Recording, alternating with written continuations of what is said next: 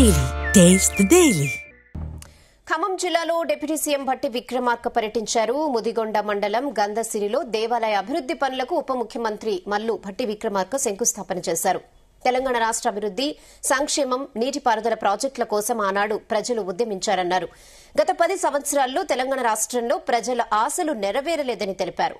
10 సంవత్సరాల అధికారంలో ఉన్న బీఆర్ఎస్ ప్రజల ఆశయాలను నెరవేర్చడంలో విఫలమైందని విమర్శించారు. రాష్ట్రాన్ని అప్పుల కుప్పగా మార్చారని ఆరోపించారు. ప్రజాప్రభుత్వం ప్రజల కోసమే పనిచేస్తోందన్నారు భట్టి విక్రమార్క. అధికారంలోకి వస్తే రాష్ట్రంలో కరెంట్ ఉండదు, నేనుంటేనే బాగుంటుందని చెప్పి అనేక సందర్భాల్లో మాట్లాడినటువంటి టీఆర్ఎస్ ఆనాటి పెద్దలందరికీ ఒక మాట నేను చెప్పదలుచుకున్నాను. ఈ రాష్ట్రంలో కరెంట్ ఉత్పత్తి చేసిందే కాంగ్రెస్ పార్టీ. ఈ రాష్ట్రంలో ప్రతి గ్రామానికి కరెంట్ ఇచ్చిందే కాంగ్రెస్ పార్టీ. ఈ రాష్ట్రంలో రైతులకు ఉచిత కరెంట్ ఇచ్చిందే కాంగ్రెస్ పార్టీ. ఈ రోజు ఈ రాష్ట్రంలో పేద వర్గాల సంబంధించిన కుటుంబాలకి 200 యూనిట్ల వరకు ఉచితంగా కరెంట్ ఇచ్చేది కూడా కాంగ్రెస్ పార్టీ. ఈ పరిశ్రమలన్నిటి కూడా కరెంట్ ఇచ్చేది కూడా కాంగ్రెస్ పార్టీ.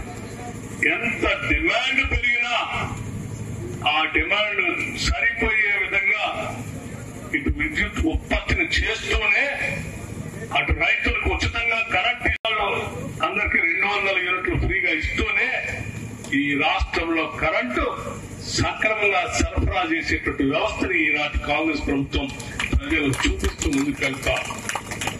అందుకే నేను చాలా ధైర్యంగా చెప్పగలుగుతా ఉన్నాను, ఇవన్నీ కూడా ప్రజా సంక్షేమం కోసం చేసేటువంటి కార్యక్రమాలు. ఇవాళ మనం రాష్ట్ర వ్యాప్తంగా ఉన్నటువంటి ఆర్టీసీ బస్సుల్లో మహిళలు ఎక్కడికి వెళ్ళినా, తల్లులు పిల్లలను చూడటానికి హాస్పిటల్కి వెళ్ళినా, కూరగాయలు కొనుక్కోవడానికి మార్కెట్కి వెళ్ళినా, లేకపోతే వ్యవసాయ పనులు చేసుకోవడానికి పొలాలకు వెళ్ళినా, ఇంకొక పట్టణానికి వెళ్ళినా, మార్కెట్కి వెళ్ళినా, లేకపోతే దేవాలయాలకి, పండగలకి, జాతరలకి, ఇంకో దగ్గరికి వెళ్ళినా ఈరోజు రూపాయి ఖర్చు లేకుండా ఆర్టీసీ బస్సులో ఉచితంగా రాష్ట్ర వ్యాప్తంగా పర్యటన చేసే కార్యక్రమాన్ని ఈ ప్రభుత్వం తీసుకుంది. అందుకే నేను చెప్తా ఉన్నాను, ఈ ప్రభుత్వం ప్రజల ప్రభుత్వం.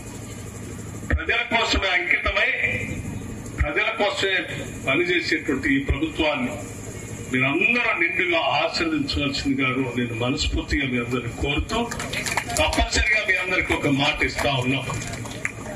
రేషన్ కార్డు గురించి చెప్తా ఉన్నారు మిత్రులు. 10 సంవత్సరాలు ఎప్పుడు రేషన్ కార్డులు ఇవ్వాలని, 10 సంవత్సరాలు రేషన్ కార్డులు ఇవ్వలే. ఇవాళ చూడండి, గతంలో ఉన్న రేషన్ కార్డులు తొలగిస్తే ఇవాళ రాష్ట్ర వ్యాప్తంగా రేషన్ కార్డులు పెద్ద ఎత్తున అర్హత ఉన్నటువంటి వాళ్ళందరికీ ఇచ్చే సందర్భంగా సంక్షేమం ఈ ప్రభుత్వం, ప్రజల సంక్షేమం ఈ ప్రభుత్వం యొక్క ప్రాథమిక కర్తవ్యం.